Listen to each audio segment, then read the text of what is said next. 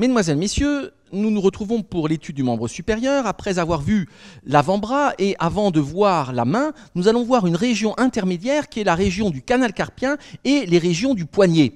C'est une question qui est tout à fait classique, ce canal carpien, et c'est en quelque sorte un zoom donc, sur la partie distale de l'avant-bras et la partie proximale de la main que nous avons vu et que nous verrons. Ce cours classique est important, en particulier par la fréquence d'une compression nerveuse à ce niveau, la compression du nerf médian qui passe dans le canal carpien et qu'on appelle le syndrome du canal carpien. Quand on dit canal, on va penser à paroi, c'est-à-dire le contenant, et à contenu. Ce n'est pas classique, mais comme nous avons déjà fait toute une série d'autres vues dans le cadre de ce cours, nous allons commencer par une coupe. Coupe qui sera une coupe horizontale, schématique, passant par la mi-hauteur du canal carpien. Nous aurons sur cette coupe la région antérieure qui sera vers l'avant et le haut, donc la région antérieure ici vers le haut du tableau, et nous aurons la région latérale à gauche du tableau. C'est ici une orientation toujours internationale, c'est-à-dire les pieds du sujet sont vers vous, il est sur le dos et la tête est derrière. C'est cette orientation que l'on utilise en imagerie médicale, en particulier en scanner, en IRM. Nous allons donc commencer par les parois et voir que ceci correspond tout d'abord aux carpes. Carpes, première et deuxième rangée, qui sont imbriquées comme nous l'avons vu, puisque l'interligne médiocarpien, je vous rappelle, a un aspect sinusoïde. Voici ici ce condyle qu'on appelle le condyle médiocarpien, de façon très schématique, avec ici le capitatum, l'amatum, le trapèze, le trapézoïde, et le scaphoïde, lunatum, triquetrum et le pisiforme en superficie. Donc nous allons faire ici une coupe horizontale qui va passer par le scaphoïde et son tubercule, qui va passer par le capitatum, par l'amatum, par le triquetrum et par le pisiforme. Puisque l'interligne est en forme de S couché, nous avons ici une coupe à la fois de la première rangée et de la deuxième rangée des os du carpe. Nous allons trouver sur le versant latéral, nous allons trouver le scaphoïde, os scaphoïde avec son tubercule qui vient vers l'avant. Puis nous verrons ensuite la région de la tête du grand os. Ici donc le scaphoïde, et c'est relativement schématique, ce sont maintenant les facettes intercarpiennes. Nous allons trouver ici la tête du grand os, puis nous allons trouver une portion d'amatum, donc tout dépendra bien sûr du niveau, puis une portion du triquetrum, et à la face antérieure du triquetrum, nous trouvons une surface articulaire qui est quasiment frontale pour l'os pisiforme, pisiforme qui veut dire en forme de petit pois, et qui va venir former la berge médiale de la région. Nous sommes donc ici sur de l'os des os courts, de l'os cortical. Nous sommes en profondeur sous la coquille d'os cortical sur de l'os spongieux. Je vous rappelle que les fractures des os courts sont plus complexes que celles des os longs, d'une part parce que l'os spongieux va moins bien consolider, mais aussi parce que nous avons rapidement la possibilité de fractures articulaires. En effet, les faces de ces os sont recouvertes de nombreuses facettes articulaires intercarpiennes, et c'est ce que je représente ici schématiquement. Voici ces cartilages intercarpiens qui, je vous rappelle, viennent communiquer avec l'interligne médiocarpien. Nous pouvons placer ici ensuite, bien sûr, les plans fibreux, puisque ce sont là des articulations synoviales. Nous allons trouver les capsules articulaires intercarpiennes et capsules articulaires médiocarpiennes. Puis, nous allons trouver la synoviale, membrane synoviale qui tapisse la face profonde de la capsule, mais qui ne tapisse pas les surfaces articulaires. Voici, c'est cette membrane synoviale qui est coupée et entre. Nous sommes donc dans les interlignes articulaires. On peut mettre ici, comme classiquement, ces petites croix rouges pour montrer qu'il y a du liquide synovial dans ces fentes dont nous avons augmenté la taille.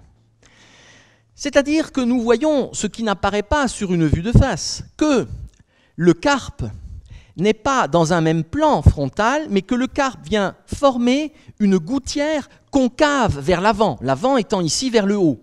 Gouttière concave vers l'avant, gouttière en latin c'est sulcus, donc on dit aussi c'est le sillon carpien. Donc ici il y a cette concavité osseuse qui n'apparaît pas sur une vue frontale, qui est tout à fait fondamentale dans la compréhension de cette région, et c'est dans ce sillon carpien que viendra se placer le contenu. Nous pouvons ici, mais l'identification n'est pas facile sur des coupes. Nous avons ici le scaphoïde, nous avons ici le capitatum, nous avons ici l'amatum, nous avons ici le trichétrum et nous avons ici le pisiforme.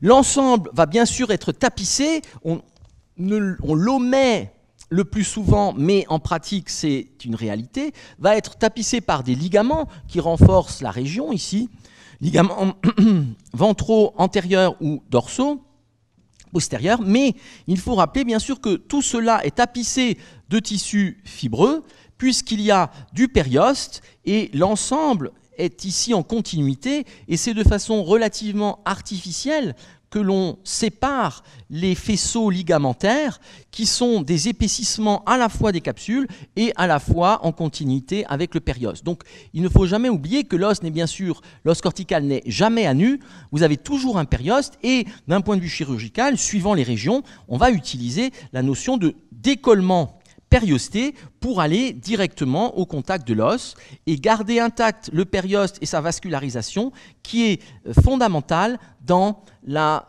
récupération et la consolidation osseuse. Donc voici ce carpe et cette concavité, c'est la partie osseuse de la paroi. Et en avant, nous l'avions représenté sur les vues antérieures, nous allons trouver le rétinaculum des fléchisseurs. Le rétinaculum des fléchisseurs qui est une structure fibreuse, qui est un renforcement très épais du fascia superficiel et qui a des fibres transversales comme nous l'avions vu sur les régions de l'avant-bras et que nous le reverrons sur une vue que nous ferons dans la deuxième partie de ce cours. Voici ici donc ce rétinaculum qui vient former une structure fibreuse très épaisse qui est tendue entre les deux berges du sillon carpien, donc des os, c'est-à-dire tendu entre le scaphoïde, tubercule du scaphoïde et tubercule du trapèze en dehors, et tendu entre le pisiforme et le crochet ou amulus de l'amatum, ou os crochu, en dedans. Voici ici ce rétinaculum qu'on appelait autrefois également le ligament annulaire du carpe. Nous allons voir qu'il y a dans ce rétinaculum des fléchisseurs un dédoublement à la partie latérale qui vient former un canal fibreux. Voici donc ce rétinaculum qui est très épais et que nous voyons ici sur cette coupe axiale, horizontale, transversale de la région. Et ici, à la partie latérale, nous allons trouver un canal fibreux qui vient se former. Donc, élément extrêmement épais, donc on ne coupe pas facilement, c'est assez unique comme épaisseur au niveau du corps. Il existe bien sûr d'autres rétinaculums, mais c'est celui qui est de loin le plus épais. Voici ce rétinaculum, ici, des muscles fléchisseurs, anciennement ligament annulaire du carpe. Et nous voyons donc là se former un canal ostéofibreux, c'est le canal carpien. Nous pouvons à présent évoquer le contenu. Donc, comme toujours, on agrandit un petit peu les choses pour bien voir les éléments et on agrandit notamment les espaces entre les éléments du contenu pour pouvoir les distinguer pédagogiquement. En pratique, tout est bien sûr extrêmement concentré, ce qui fait qu'il peut y avoir des compressions à ce niveau. Nous avons comme contenu tout d'abord des tendons qui devront glisser dans ce canal ostéofibreux et donc qui auront à ce niveau des gaines tendineuses, gaines synoviales, gaines séreuses de glissement. Et nous allons trouver également un nerf qui est le nerf médian. Il n'y a pas d'artère, il n'y a pas de vaisseau, et ceci est finalement logique, la nature fait bien les choses, car comme il y a des contraintes importantes, les tendons, s'il y avait des vaisseaux, lors de mouvements, on pourrait comprimer l'artère et donc supprimer le flux artériel, le flux sanguin. Et c'est ce qu'on retrouve d'ailleurs par exemple au niveau du diaphragme, où vous avez l'œsophage qui passe dans la région musculaire du diaphragme, alors que l'aorte passe sous le ligament arqué médian, contre la colonne vertébrale, c'est un orifice fibreux. De même, l'orifice de la veine cave inférieure est fibreux. Ce qui fait que quand le diaphragme se contracte, il ne comprime pas les éléments. Donc, aucun élément vasculaire, mais un élément nerveux. Et là, c'est presque, on va dire, une erreur de la nature, puisqu'il n'y a pas d'erreur de la nature, mais c'est une anomalie dans l'espèce humaine en tous les cas, puisqu'effectivement, étant donné l'usage qu'on a des mains, on va avoir facilement une compression de ce nerf médian à l'intérieur, alors que l'artère, elle est protégée. Nous allons trouver 9 tendons dans cette région, 9 tendons dans le canal carpien. Et ce sont des tendons de muscles que nous avons étudiés avec l'avant-bras, nous en referons un petit schéma tout à l'heure, et que nous reverrons ensuite lorsqu'ils arrivent dans la main dans le prochain cours. Premier tendon que nous allons pouvoir placer, c'est le tendon du muscle long fléchisseur du pouce, pollex, tendon du long fléchisseur du pouce. Puis nous allons trouver les 4 tendons du muscle superficiel des doigts. Je vous rappelle qu'à la partie basse de l'avant-bras, ils sont en 2 plans. Vous avez dans le plan superficiel le 3e et le 4e doigt, dans le plan profond, le 2e et le 5e doigt. Mais à ce niveau, on peut considérer qu'ils sont maintenant dans le même plan. Nous allons mettre en vert clair les 4 tendons du fléchisseur superficiel des doigts. Donc, je répète, ils sont en pratique beaucoup plus gros, mais pour des facilités de description, nous les séparons volontairement. Donc nous augmentons les espaces intertendineux. Voici ici les 4 tendons du muscle fléchisseur superficiel des doigts. Puis nous allons trouver, dans un deuxième plan plus profond, les 4 tendons du fléchisseur profond des doigts, que je vais représenter ici en vert foncé. 4 tendons, donc pour l'index, le majeur, l'annulaire et l'auriculaire suivant la dénomination populaire classique, c'est-à-dire 2e, 3e, 4e et 5e doigt. En terminologie internationale, on utilise également donc le terme d'index pour le 2e doigt, et pour le 5e doigt, on peut également dire le petit doigt. Voici ici donc ces 9 tendons. Ils sont bien sûr beaucoup plus gros et il n'y a pas d'espace aussi marqué. Ceci, nous les augmentons sur le plan pédagogique. Il n'y a pas d'espace aussi marqué, ce qui permet justement de comprendre les compressions du nerf médian. Voici les 4 tendons superficiels, les 4 tendons profonds et le tendon du long fléchisseur du pouce. Ces tendons vont être accompagnés par des gaines synoviales qui commencent au-dessus du poignet et qui se prolongent plus ou moins bas dans la main et vers les doigts, suivant les rayons digitaux. Nous allons trouver une gaine synoviale propre pour le tendon du long fléchisseur du pouce, que je représente ici. Et je vous rappelle ce qu'on a vu en anatomie générale, ces gaines synoviales, vous allez avoir toujours tendineuse, vous allez toujours avoir donc le tendon, on va le représenter ici en assez agrandi, voici ici le tendon, donc avec les fibres tendineuses, qui est assez pauvrement vascularisé, mais la vascularisation va obligatoirement arriver de la périphérie et il faudra donc que la gaine ne soit pas gaine synoviale ne soit pas continue pour que les vaisseaux puissent arriver. Puis nous allons trouver deux feuillets, c'est la même chose que sur une séreuse. Nous allons trouver un feuillet viscéral ou feuillet tendineux qui tapisse directement le tendon. Puis nous allons trouver un feuillet pariétal qui sera périphérique et qui se continue avec le feuillet viscéral au niveau d'une ligne de réflexion. C'est exactement comme pour toute séreuse, comme pour la plèvre ou le péricarde par exemple. Donc voilà ces deux feuillets. C'est un sac fermé de toutes parts et comme un sac scellé, et dans le sac, vous avez un petit peu de liquide synovial, et c'est la membrane synoviale qui vient réguler le liquide à ce niveau. Nous pouvons avoir ce qu'on appelle une ténosynovite, on peut aussi avoir des infections qui se propagent à ce niveau. Et les éléments vasculaires vont pouvoir ici arriver soit au-dessus de la gaine tendineuse, soit au niveau ici de la gaine, par une zone qu'on appelle le mésotendon et qui est donc absolument nécessaire pour que sur la longueur des éléments, des vaisseaux, éventuellement des petits nerfs, puissent arriver et partir. Donc ça c'est un rappel d'anatomie générale. Nous avons donc une gaine propre pour le long fléchisseur du pouce qui va se prolonger jusqu'au niveau du rayon digital et nous allons trouver une gaine commune pour les tendons des fléchisseurs. C'est une gaine commune qui va venir former un feuillet intertendineux. La gaine n'est pas complète en avant et elle sera plus complète en arrière. Donc, nous allons trouver dans cette gaine commune un feuillet qui vient ici tapisser les tendons. Puis, nous allons trouver un feuillet intertendineux qui va permettre au tendon qui ne va pas jusqu'au bout, mais qui permet aux tendons superficiels de glisser qu'entre les tendons profonds.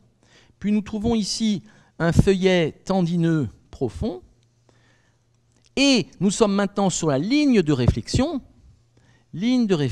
qui va donc aller vers le feuillet pariétal. Bien sûr, encore une fois, j'ai écarté bien sûr cet ensemble pour voir les éléments. Et entre ces feuillets, de cette gaine commune des fléchisseurs, au niveau du canal carpien, nous avons du liquide synovial. On peut éventuellement faire un examen qu'autrefois on appelait la ténographie. On va injecter ces gaines de liquide de contraste. Nous pouvons faire un petit rappel, nous en dirons un mot avec la main et les doigts, mais un tout petit cartouche ici pour montrer une région de la main avec le bord latéral de la paume, le bord médial de la paume, ici l'avant-bras, ici la région donc du pouce,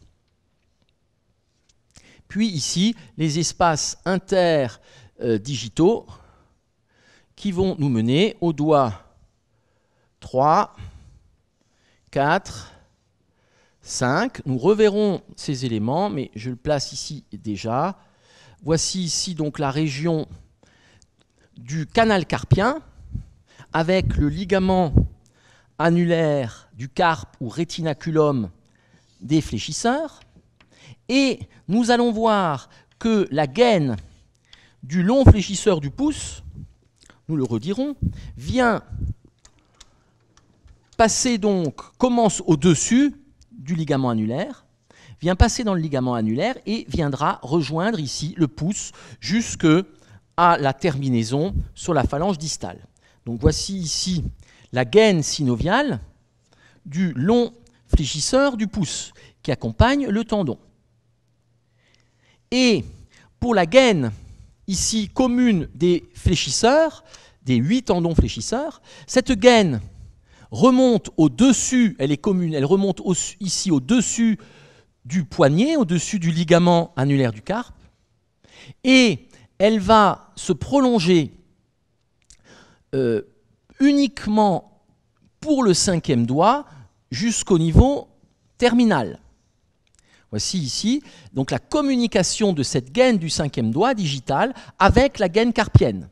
Pour les autres doigts, donc 2, 3 et 4, la gaine synoviale s'arrête juste en dessous du rétinaculum des fléchisseurs.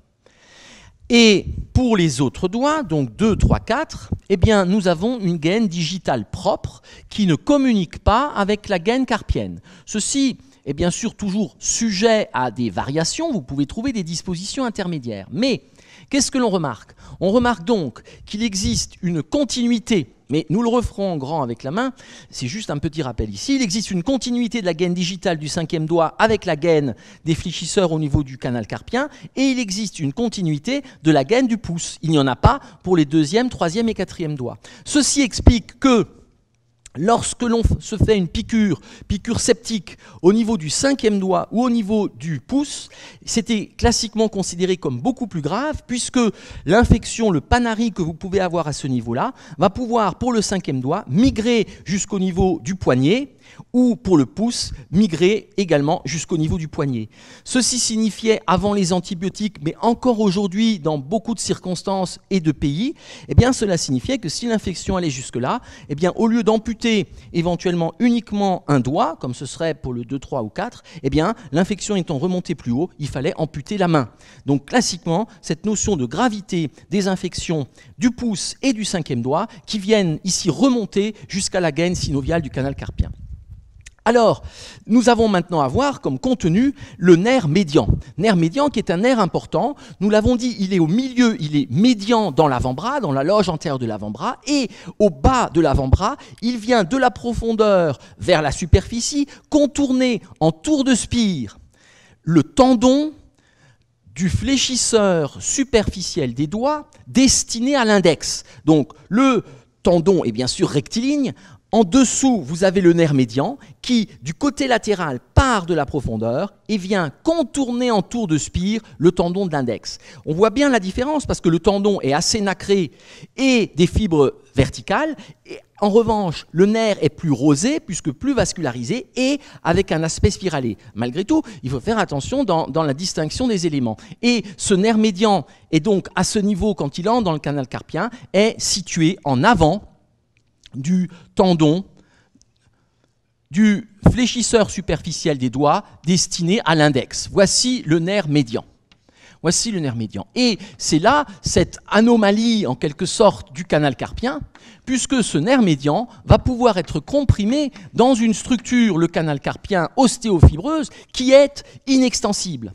Et en particulier, suivant les activités que vous avez, par exemple la dactylographie, c'est aussi répertorié pour des gens qui travaillent au marteau-piqueur, vous allez avoir des microtraumatismes, et ceci est même reconnu comme maladie professionnelle.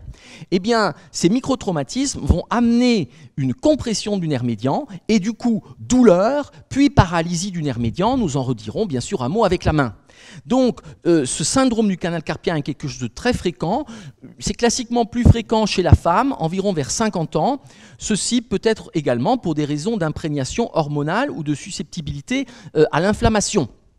Donc, syndrome du canal carpien, très important, ce nerf qui est à ce niveau. Donc, un nerf qui souffre, qui est comprimé, syndrome canalaire, c'est toujours en deux temps. Ce sont d'abord les fibres sensitives qui sont touchées. Donc, d'abord, ce sont des douleurs, des fourmis.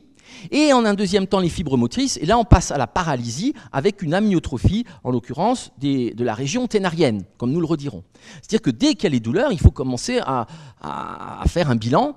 Et l'intervention sera finalement relativement simple. Il suffit de lever la pression. Et pour cela, il suffit de couper le rétinaculum des fléchisseurs. On n'a pas besoin de le refermer parce que finalement c'est quelque chose de relativement épais et puissant. Et rien qu'en l'ouvrant, on peut éventuellement aller curer un petit peu les éléments fibreux autour du nerf. Eh bien, on libère le nerf et on traite le syndrome du canal carpien. Ça peut éventuellement récidiver et on peut recommencer l'intervention de libération du nerf. Donc c'est une intervention assez facile qu'on peut faire soit par incision cutanée, soit même maintenant de façon endoscopique. Donc, très important, ce nerf.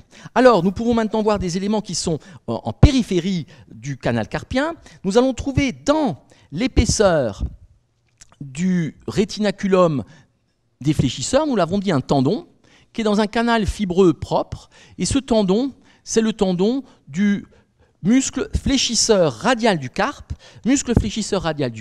qui va avoir à ce niveau une gaine synoviale propre. Donc ici, le tendon du fléchisseur radial du carpe qui passe dans un dédoublement du rétinaculum.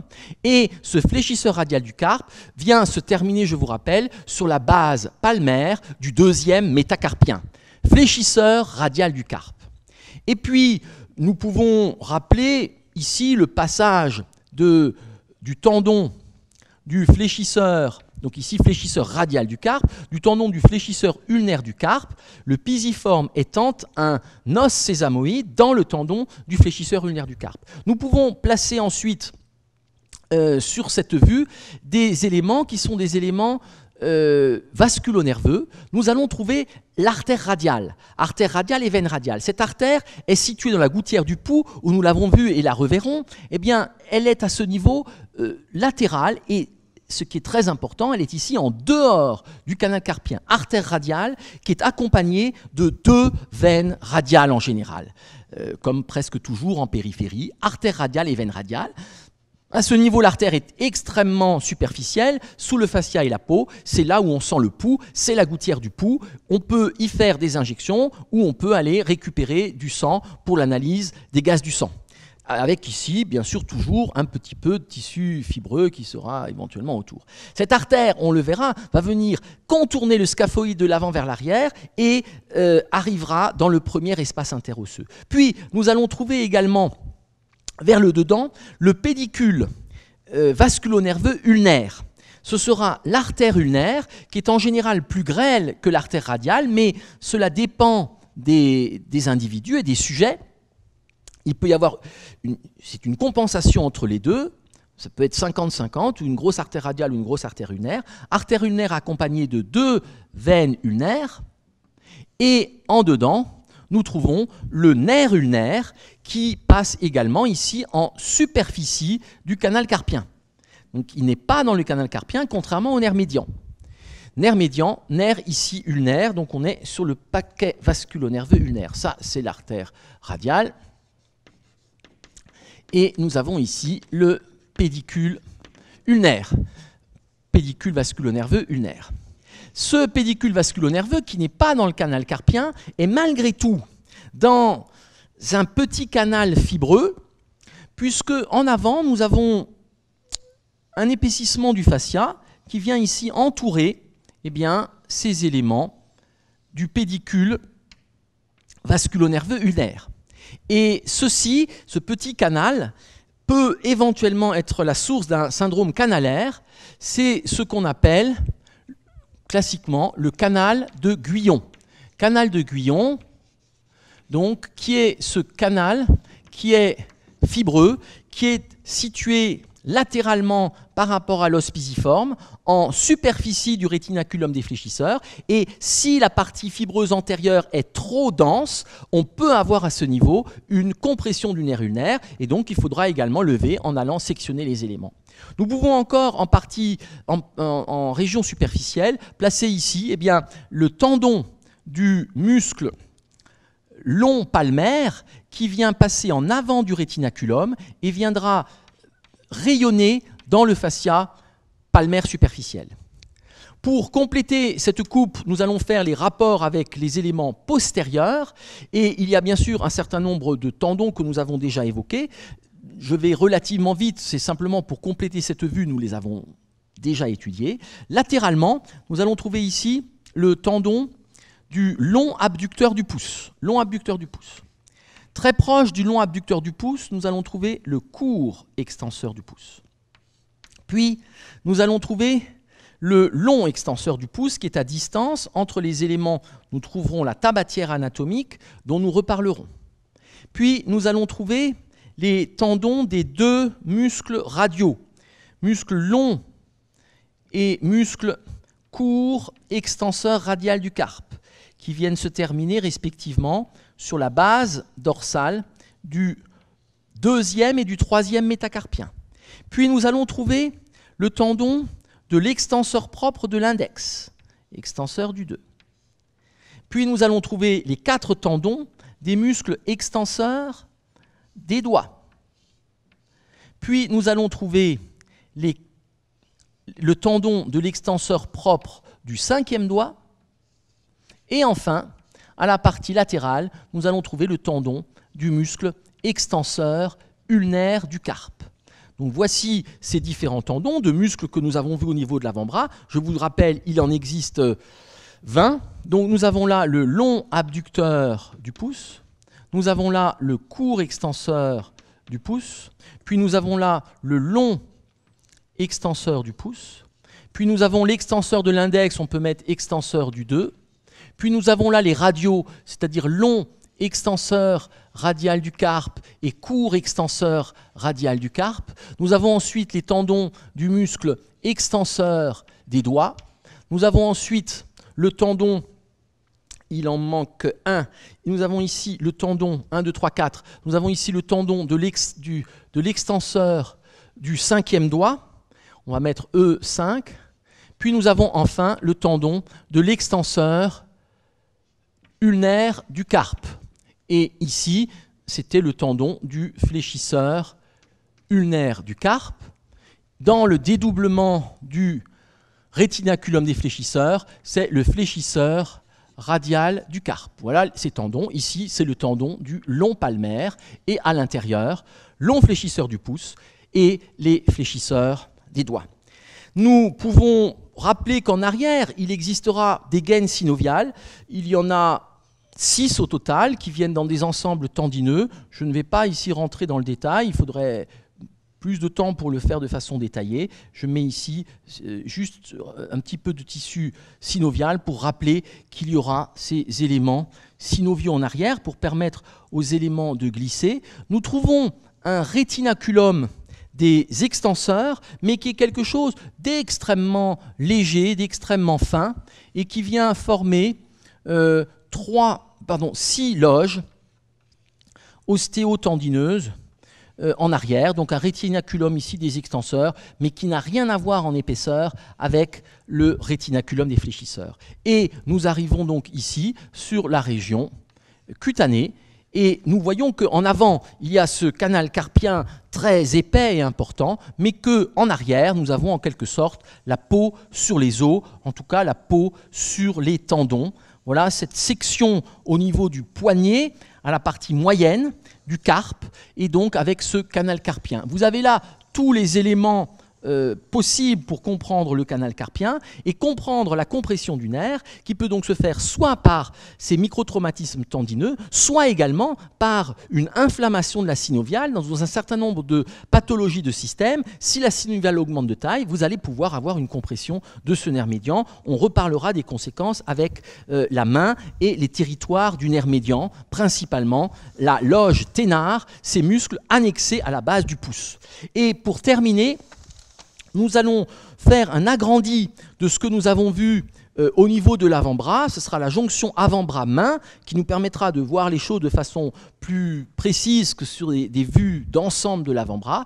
Et nous allons pouvoir placer ici le bord médial de l'avant-bras et le bord médial du poignet et de la main. Ici, le bord latéral de l'avant-bras, qui va nous mener au niveau de la base du pouce. Donc ici, nous sommes sur l'avant-bras. De la même façon que d'habitude, nous allons faire ici une section cutanée. C'est une vue antérieure.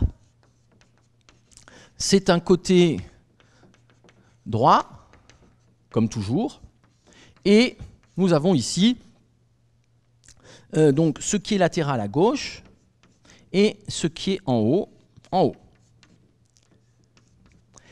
Nous pouvons placer comme relief intéressant le pisiforme. Le pisiforme, on le sent bien sous la peau et il vient former le bord médial ici de la main et c'est ce qu'on appelle le talon de la main aussi, os pisiforme ici que l'on peut mobiliser puisque c'est un os sésamoïde.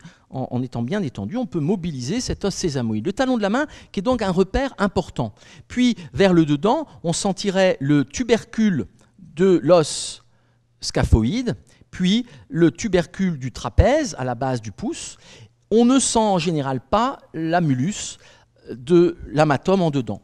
Nous pouvons ici placer le rétinaculum des fléchisseurs, qui va donc être tendu entre les deux berges du sillon carpien, c'est-à-dire d'un côté, c'est la tubérosité du naviculaire et la tubérosité du trapèze. Puis, de l'autre côté, c'est le pisiforme et l'amulus, crochet de l'amatome. Et voici ici ce rétinaculum. Je rappelle, c'est une structure qui est un renforcement très épais du fascia. Et donc, au-dessus, nous aurions du fascia que nous avons enlevé. En dessous, nous aurons le fascia palmaire superficiel et l'aponévrose du long palmaire, comme nous allons le revoir. Voici ici ce rétinaculum des fléchisseurs. Et c'est ce rétinaculum qui est donc juste sous la peau que l'on viendra inciser pour libérer le nerf médian dans un syndrome du canal carpien. Rétinaculum des fléchisseurs, qu'on appelait aussi classiquement le ligament annulaire du carpe. Très épais, le plus épais de ces rétinaculums au niveau du corps. Donc voici ici cette vue antérieure avec ce rétinaculum des fléchisseurs, et nous allons pouvoir maintenant placer un certain nombre de tendons. Le premier tendon, qui est le plus latéral, ce sont des muscles que nous avons vus avec l'avant-bras. Le premier tendon qui est le plus latéral va être ici le tendon du muscle brachioradial. Ce tendon ne franchit pas l'interligne du poignet. Le brachioradial ici s'arrête au niveau de l'extrémité inférieure du radius, et c'est d'où son nom, brachioradial. Voici ce brachioradial. Sur sa partie terminale, ici, il n'est pas très facile de le sentir, car il vient se confondre en quelque sorte avec l'os, et on sent donc le plan osseux du processus styloïde radial. Puis, nous allons trouver, passant dans un dédoublement du rétinaculum des fléchisseurs, s'insérant sur l'épicondyle médial de l'humérus, donc étant vertical vers le bas, légèrement oblique vers le bas et le dehors, nous allons trouver le tendon du fléchisseur radial du carpe. Fléchisseur radial du carpe, donc muscle épicondylien médial, qui descend verticalement légèrement oblique vers le bas et le dehors, et qui va passer dans un dédoublement du rétinaculum des fléchisseurs, que nous avons vu ici. Donc ici, fléchisseur radial du carpe qui vient passer, entouré d'une gaine synoviale, qui vient passer dans un dédoublement du rétinaculum ici des fléchisseurs. Donc fléchisseur radial du carpe, on le voit très bien sous la peau, et on peut le palper, notamment en faisant de la flexion contrariée de la main. Vous allez tendre ces tendons. Puis, nous allons trouver, et c'est un tendon inconstant et un muscle inconstant, le tendon du muscle long palmaire. Il part aussi de l'épicondyle médial de l'humérus, comme nous l'avons vu. Il est situé globalement à peu près ici à mi-largeur de l'avant-bras, se dirige verticalement vers le bas, légèrement vers le dehors, et il arrive au niveau du poignet exactement à mi-largeur. C'est un tendon qui est plus ou moins épais suivant les individus, et surtout, c'est un muscle et tendon qui peuvent manquer chez environ 25% des gens. Voici ce tendon du long palmaire, inconstant, qui va ici passer en avant, comme on vient de le voir sur la coupe, qui passe en avant du rétinaculum des fléchisseurs et qui va venir rayonner en éventail au niveau du fascia palmaire superficiel, venant former ce qu'on appelle l'aponévrose palmaire superficielle. L'aponévrose, c'est bien, je vous rappelle, une formation tendineuse aplatie. Aponévrose palmaire superficielle que nous retrouverons et qui est donc la terminaison de ce muscle long palmaire. C'est une particularité, c'est donc un muscle qui n'a pas de terminaison osseuse, mais simplement une terminaison fibreuse à la face superficielle de la main. C'est le plus superficiel puisqu'il passe ici en superficie du rétinaculum des fléchisseurs. Et on peut le voir facilement en faisant de la flexion contrariée pour ceux qui l'ont, donc 75%, 25% ne l'ont pas. Ça peut être asymétrique, donc des gens qui l'ont d'un côté et pas de l'autre, ça c'est beaucoup plus rare, c'est de l'ordre de 0,5%. Si vous faites de la flexion de la main contrariée, l'idéal c'est de fléchir aussi les doigts, vous voyez apparaître ce tendon du long palmaire qui vient soulever la peau. Une autre technique pour le voir, c'est de rassembler ici les pulpes des 5 doigts, et là également, en jouant sur la flexion-extension, ça vous fait apparaître le tendon du long palmaire. Donc vous pouvez très facilement voir si vous l'avez ou pas. C'est quelque chose qui se transmet de façon génétique, donc vous pouvez faire l'arbre généalogique autour de vous pour voir qui l'a ou qui l'a pas. Et puis, nous allons trouver le dernier des tendons qui sera médial, qui sera ici le tendon du fléchisseur ulnaire du carpe. Ce fléchisseur ulnaire du carpe vient se terminer sur l'os pisiforme. Nous avons dit que le pisiforme est en quelque sorte un sésamoïde dans le tendon du fléchisseur ulnaire du carpe, comme la patella est un sésamoïde dans le tendon du quadriceps fémoral, ici le pisiforme. Quelques fibres passent en avant du pisiforme, puis le tendon du fléchisseur ulnaire du carpe vient se reconstituer pour se terminer en partie sur l'amulus de l'amatome, et enfin, le tendon va se terminer de façon proprement dite sur la base du 5e métacarpien où nous le retrouvons. Donc voici ici ces tendons qui sont les plus visibles, les plus superficiels et qui sont des repères très importants de la région. Je reprends, c'est ici le tendon du brachioradial, qui ne franchit pas l'articulation du poignet et s'arrête sur la styloïde du radius. C'est ici le tendon du fléchisseur radial du carpe.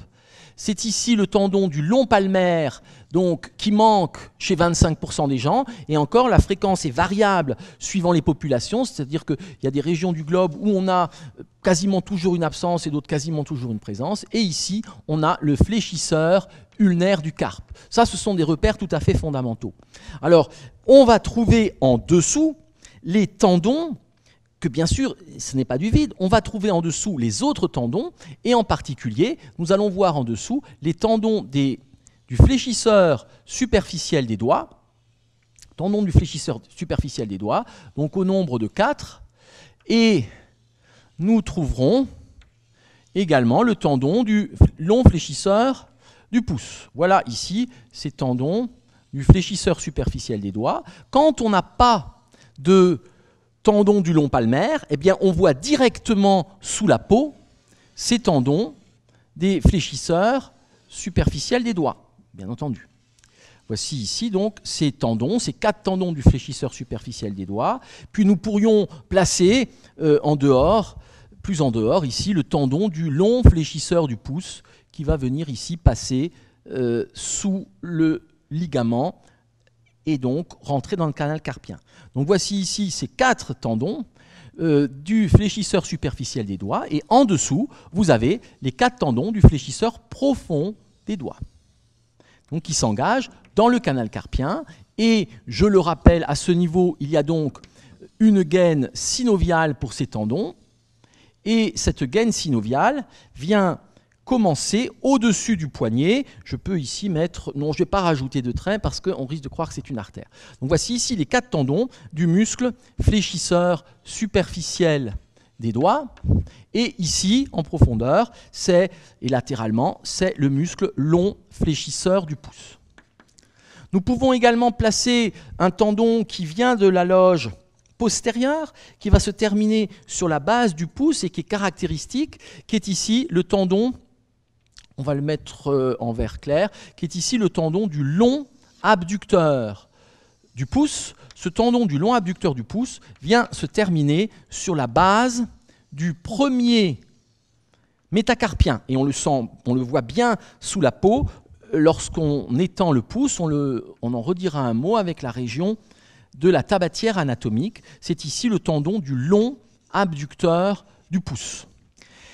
Nous pouvons maintenant placer des rapports avec ce que nous verrons au niveau de la main de façon très schématique. Nous allons pouvoir placer, et ce sera recouvert par un fascia que nous aurons ici enlevé, nous allons pouvoir placer des muscles qui vont être annexés au 5e doigt. C'est les muscles de la région de l'hypoténar ou muscles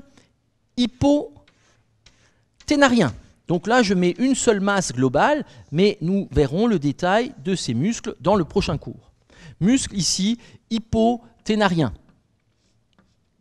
annexé au 5e doigt. Puis, nous allons trouver annexé au premier rayon digital, c'est-à-dire au pouce, nous allons trouver ici des muscles qui seront les muscles de l'éminence ténare, muscles ténariens. Là aussi, je ne rentre pas dans le détail, nous les verrons. Je mets juste l'ombré, nous les verrons ici dans le cours prochain sur la région palmaire, avec ici encore un autre faisceau de ces muscles ténariens. Donc je mets ici muscle ténarien, que nous reverrons. Et ensuite, c'est la région palmaire moyenne que nous trouverions. Nous arrivons maintenant aux vaisseaux et aux nerfs. Et premièrement, nous pouvons mettre l'artère radiale. Artère radiale, je vous l'ai dit, déjà avec l'avant-bras, qui réapparaît au bord inféromédial du brachioradial et que nous trouvons ici dans ce qu'on appelle la gouttière du pouls. Il ne s'agit pas d'aller palper et chercher une artère, il suffit de regarder, cette artère va être entre le tendon du brachioradial et entre le tendon du fléchisseur radial du carpe, donc c'est quelque chose d'extrêmement précis et clair. Voici ici cette artère radiale qui descend. Cette artère radiale ne va pas passer, comme nous l'avons dit, dans le canal carpien, mais va venir contourner le premier métacarpien par le carpe et le premier métacarpien par l'arrière pour réapparaître dans le premier espace interosseux, comme nous le verrons. Donc l'artère radiale devient là postérieure en passant de l'avant vers l'arrière pour réapparaître dans la région palmaire. Artère radiale, dont on sent bien le pouls, nous l'avons déjà dit, et artère radiale qui est accompagnée de 2 veines radiales. Le nerf radial n'est pas à ce niveau-là. Donc là, on a artère et veine, mais le nerf radial est postérieur, comme nous le reverrons également. Nous avons ici l'artère radiale qui est accompagnée, et souvent, je vous ai dit, on omet de mettre les veines pour des questions de temps, de facilité, et de toute façon, c'est vraiment superposable aux artères. Artère radiale accompagnée de 2 veines radiales qui également ont contourné le premier métacarpien. Donc ici, artère et veine radiale qui ne rentrent pas dans le canal carpien. Ensuite, comme autre élément vasculaire, nous allons avoir l'artère ulnaire ici, qui est en général plus grêle, et qui va passer en superficie du canal carpien pour arriver dans la paume de la main où nous la retrouverons. Artère ulnaire qui donc, elle, est superficielle et antérieure, elle ne va pas vers le dos comme l'artère radiale, donc ici, artère ulnaire, cette artère ulnaire qui va arriver en passant en avant du rétinaculum, mais nous l'avons dit, il y a un petit peu de tissu fibreux, c'est ce fameux canal de Guyon. Voici ici l'artère ulnaire, et suivant les gens, on sent un pouls ulnaire, il est un petit peu plus délicat à trouver, ça dépend des gens, qui va donc être juste en dehors de l'os pisiforme, que lui, on sent bien. Cette artère ulnaire sera accompagnée par 2 veines ulnaires, que je mets ici en bleu, 2 veines ulnaires qui accompagnent l'artère. Et nous pouvons maintenant parler des nerfs. Au point de vue nerf, eh bien, le plus important, c'est le nerf médian. Le nerf médian qui est donc profond au milieu de l'avant-bras, qui va devenir satellite du tendon du fléchisseur superficiel des doigts destiné à l'index, c'est celui-là. Et qu'il va contourner de façon hélicoïdale par le bord latéral de la profondeur à la superficie. Voici ici le nerf médian, qui est donc en profondeur du tendon du fléchisseur superficiel des doigts destiné à l'index, et qui, de la profondeur vers la superficie, en contournant le bord latéral du tendon, apparaît ici, à ce niveau. Voici le nerf médian. Ce nerf médian est donc très superficiel sous le fascia et passe dans le canal carpien, et nous retrouverons ici le nerf médian au niveau de la région palmaire. J'en mets juste un petit bout ici pour rappeler qu'il passe et que c'est l'élément important, noble du canal carpien.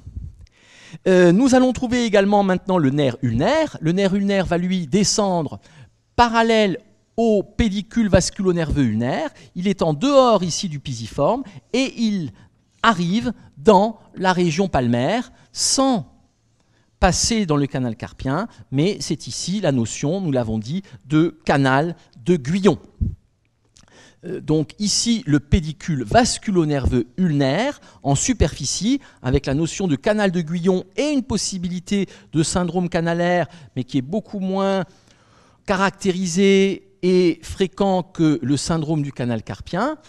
Et pour terminer, il y a bien sûr le plan cutané avec un certain nombre de veines à ce niveau-là, et terminé par une notion qui est assez pratique et qu'on voit assez régulièrement, ici des veines superficielles. Classiquement, une des techniques de suicide, c'est, entre guillemets, s'ouvrir les veines. Alors les gens prennent un couteau, c'est des gens jeunes qui font ça plutôt, prennent un couteau et ils coupent les veines. Le problème, c'est qu'en coupant leurs veines, certes, ils vont saigner. Les veines superficielles n'ont pas un débit vraiment énorme pour perdre énormément de sang. Mais surtout, en faisant cela, les gens arrivent à se couper le nerf médian qui est très superficiel. Et donc, au lieu d'avoir effectivement atteint leur but et de perdre leur sang, ils ont coupé leur nerf médian, ce qui va bien sûr embêter le chirurgien et qui sera beaucoup plus complexe et qui sera effectivement plus long à récupérer. Donc, ici, il faut bien se souvenir que quand on a des plaies à ce niveau, on peut sectionner le nerf médian. Ceci se verra tout de suite d'un point de vue sensitif et d'un point de vue nerveux. Et également, quand on dissèque, et ça arrive, il ne faut pas confondre le nerf avec un tendon et surtout pas couper le nerf, notamment aussi d'un point de vue opératoire. Donc voilà pour cette question très classique du canal carpien, avec cette notion de syndrome du canal carpien, la compression du nerf médian dans le canal et qui est donc un zoom, un agrandi de régions que nous avons pu faire et qu'il faut bien sûr pouvoir maîtriser. C'est la base de l'examen sur le vivant. Je vous remercie pour votre attention.